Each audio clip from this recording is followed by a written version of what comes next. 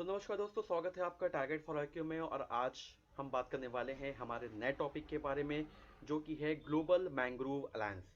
ठीक है।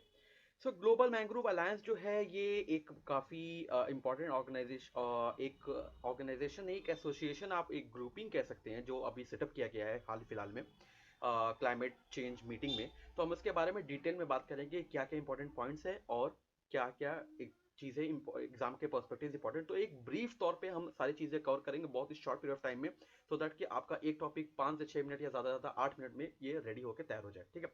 तो इस वीडियो को शुरू होने करने से पहले मैं आपसे एक रिक्वेस्ट करूंगा कि इस वीडियो को लाइक करें और सब्सक्राइब करें, और हमें अपने वैल्यूबल कमेंट से ज़रूर बताएं कि आपको ये वीडियो कैसा लगा। एंड जो भी आपके यूपी जुडिशरी के पर्सपेक्टिव से, जो आपका अपकमिंग एग्जाम है उसके पर्सपेक्टिव, जो भी इंपॉर्टेंट टॉपिक्स हैं जो आप चाहते हैं कि मैं कवर करूं, तो आप प्लीज़ उसको कमेंट बॉक्स में ज़रूर लिस्ट डाउन करें, सो दैट कि we can make a fruitful video for you. Alright.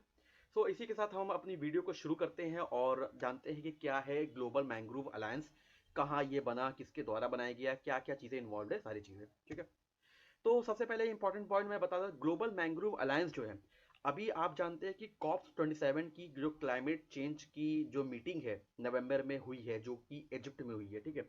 तो इस मीटिंग में ग्लोबल मैंग्रोव अलायंस जो है, इसको सेटअप किया गया। इस मैंग्रोव अलायंस का मतलब क्या? मैंग्रोव आप जानते हैं एक तरह का श्रब होता है, एक तरह का पेड़ होता है, जो कि क्लाइमेट के पर्सपेक्टिव से बहुत इंपॉर्टेंट होता है। और क्यों इंपॉर्टेंट होता है ये मैं आपको आगे बताऊंगा कि क्या क्या क्या फीचर्स होते हैं इसके, और क्यों इंटरनेशनल लेवल पे मैंग्रोव जो है इतना इंपॉर्टेंट हो गया कि उसको, उसके प्रिजर्वेशन मतलब कि उसके बचाव के लिए, उसकी रक्षा के लिए एक नए ग्रुप का, एक नए एसोसिएशन का निर्माण किया गया। ठीक है। तो इस ग्लोबल मैंग्रोव अलायंस जो है, इसको शुरू किसने किया है? सबसे पहले मैं आपको मैं एक बार पेन ले लूँ। हम्म। तो इसको शुरू किसने किया है? यूएई और इंडोनेशिया ने इसको शुरू किया। याद रखिएगा, यूएई और इंडोनेशिया ने अनाउंस किया था कि मैंग्रोव अलायंस बाय क्लाइमेट को हमें शुरू करना पड़ेगा। ठीक है। और कहाँ पे ये अनाउंसमेंट हुआ? COP27 meeting. COP27 का फुल फॉर्म क्या है? Conference of parties. ठीक है। कॉन्फ्रेंस ऑफ पार्टीज, जो कि क्लाइमेट, देखिए क्लाइमेट समिट में जितनी भी कंट्रीज पार्टिसिपेट करती है तो उनको कॉन्फ्रेंस ऑफ पार्टीज बोलते हैं। ठीक है। और ये कहाँ इस साल हुआ है? 2022 में इजिप्ट में, याद रखिएगा। ठीक है। तो इसके बाद इसमें और कौन कौन से कंट्रीज जो है इंक्लूडेड है? यूएई है, इंडोनेशिया है, इंडिया ने भी ज्वाइन किया है एज अ फाउंडिंग मेंबर। ठीक है। As a founding member join किया इंडिया ने। उसके बाद श्रीलंका है, ऑस्ट्रेलिया है, जापान है और स्पेन है। ठीक है। तो ये सारी कंट्रीज मेंबर है इसके। ध्यान दीजिएगा, आपके पास क्वेश्चन किस चीज़ का आ सकता है? COP27 कहाँ हुआ है, किन दो कंट्रीज ने अनाउंस किया है मैंग्रोव अलायंस फॉर क्लाइमेट, कौन कौन सी कंट्रीज मेंबर है। देखिए 3 क्वेश्चन ऑलरेडी रेडी हो चुके हैं। ठीक है। अब उसके बाद जो मैंग्रोव अलायंस फॉर क्लाइमेट है, इसका जो कमिटमेंट है कि मैंग्रोव के पेड़ को बचाना है, तो इसमें कोई बाइंडिंग नहीं है। ठीक है। मतलब कि इसके लिए जवाबदेही नहीं है, ये वॉलंटरी बेसिस पे, वॉलंटरी मतलब स्वेच्छा से, खुद की मर्जी से, कि आपने ये प्रण लिया है कि आपको मैंग्रोव का जो है प्रोटेक्शन के लिए हर कंट्री को अपने अपने रीजन में स्टेप्स उठाने हैं। तो ये वॉलंटरी बेसिस पे है, इसका कोई लीगल बाइंडिंग कमिटमेंट नहीं है। ठीक है। इंडिया ने ज्वाइन किया इस अलायंस को as a founding member. Founding मतलब कि शुरुआत से जिसका रोल हो। उसके बाद अगला पॉइंट देखते हैं कि parties to decide upon planting and restoring mangrove. ठीक है। पार्टीज को डिसाइड करेंगे कि कैसे प्लांट करना है मैंग्रोव को, कैसे उनको बचाना है, जहाँ खत्म हो रहा है कैसे उनको रोकना है, ये सारी चीजें। ठीक है। Members to support each other in researching. Member को किस किस चीज़ों में सपोर्ट करना है? रिसर्चिंग में, कि कैसे मैंग्रोव के जो प्लांटेशन है उसको बचा सकते हैं। देन उसके बाद उसको मैनेज कैसे करना है। देन किस तरह से प्रोटेक्ट करना है, रक्षा करनी है कोस्टल, जहाँ जहाँ कोस्टल एरियाज में, क्योंकि ये जो मैंग्रोव जो है वो ज़्यादातर कोस्टल एरियाज में पाए जाते हैं। मतलब मेनली तौर पर अगर देखा जाए तो मैंग्रोव जो है वो कोस्टल, जो कि वाटर वाटर और लैंड का जो मर्ज पॉइंट होता है, वहाँ पर ही ज़्यादा पाया जाता है जहाँ। ठीक है। तो इसमें इन्होंने क्या क्या ग्लोबल मैंग्रोव और अलायंस में जिन जो जो कंट्रीज जो मेंबर है वो बेसिकली क्या करेंगी कि अपने एक्सपर्टाइज शेयर करेंगे, कैसे मैंग्रोव को बचाना है, कैसे उनकी रक्षा करनी, कैसे उनकी बढ़त करनी है। ठीक है। और सपोर्ट करेंगे एक दूसरे को इस चीज़ों को, मैंग्रोव के जो प्रोटेक्शन है उसको रिस्टोर करने में। ठीक है। और इंटरनेशनल मैंग्रोव रिसर्च सेंटर भी है जो इस्टेब्लिश किया जाए। देखिए बहुत इंपॉर्टेंट है ये। इंटरनेशनल मैंग्रोव रिसर्च सेंटर कहाँ इस्टेब्लिश किया जाएगा? इंडोनेशिया में। ये देखिए, ये बहुत इंपॉर्टेंट टॉपिक है, इसको नोट डाउन कर लीजिएगा। ठीक है। पॉइंट है, sorry. The alliance will raise awareness about role. Alliance क्या करेगा? वो अवेयरनेस रेज करेगा कि मैंग्रोव के बारे में अवेयरनेस रहेगी, मैंग्रोव का रोल क्या है नेचर में, प्रकृति में जो क्लाइमेट चेंज जो कि प्रकृति में जो बदलाव आ रहे हैं, तो उसका बचाव करने में कैसे मैंग्रोव जो है वो फायदेमंद है। देखिए, अब मैं आपको मैंग्रोव के बारे में फायदा बताता हूँ कि क्या रोल होता है। देखिए, पहले इस पॉइंट को रीड कर लेते हैं। Helps in checking global temperature, मतलब कि ग्लोबल टेम्परेचर जो औसतन जो तापमान बढ़ रहा है दुनिया का, ठीक है, उसको कम करने में जो है मैंग्रोव का बहुत। देखिए, मैंग्रोव को बेसिकली ये माना जाता है कि मैंग्रोव जो है वो कार्बन को कैप्चर करता है, जो CO2 हमारे इन्वायरमेंट में है उसको वो कैप्चर करता है, ठीक है। सो दैट कि एक्स्ट्रा CO2 है जिसकी वजह से ग्रीन हाउस, जैसे जो ग्लोबल वार्मिंग जिसकी वजह से हो रही है, तो उस एक्स्ट्रा CO2 को जो कि गाड़ियों से फैक्ट्रियों से निकल रहा है उस CO2 को कैप्चर करता है, ठीक है।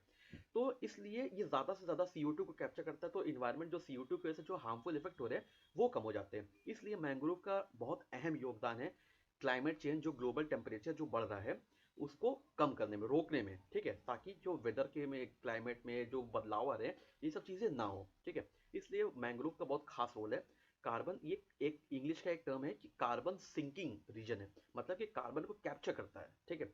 तो ये क्लाइमेट के लिए काफ़ी इंपॉर्टेंट है और कंट्रीज भी, हर कंट्री इसके लिए इसीलिए कमिटेड है, इसीलिए बाध्य है, क्योंकि हर कंट्री को पेरिस क्लाइमेट गोल, मतलब कि जो एवरेज जो गोल सेट किया गया था 2015 में, जो मीटिंग हुई थी पेरिस क्लाइमेट की, जिसमें ये डिसाइड किया था कि 1.5 ग्लोबल एवरेज ग्लोबल टेम्परेचर जो है वो 1.5 डिग्री सेल्सियस जो कम किया जाएगा, सारी कंट्रीज स्टेप्स लेंगे। तो इसको इस टारगेट को अचीव करने के लिए मैंग्रोव का बहुत अहम योगदान है, ठीक है।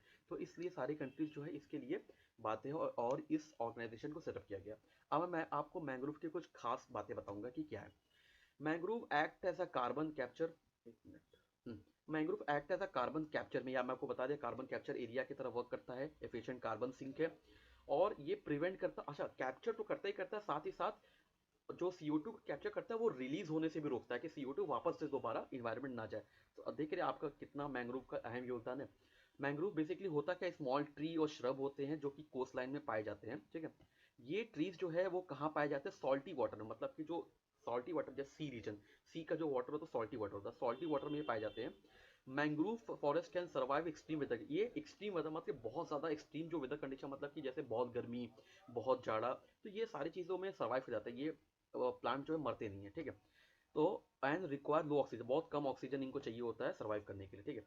प्रिवेंट कोस्ट फ्रॉम इरोजन, अच्छा कोस्ट, जो कोस्टल एरिया होते हैं, जो समुद्र किनारे जो कोस्टल एरिया, जहाँ पर इरोजन होते हैं, ठीक है, सॉइल का जो इरोजन होता है वो भी रोकते हैं ये लोग। And these forests have the ability to store up to 10 times more carbon per hectare, ठीक, कार्बन स्टोर करने की कैपेसिटी होती है।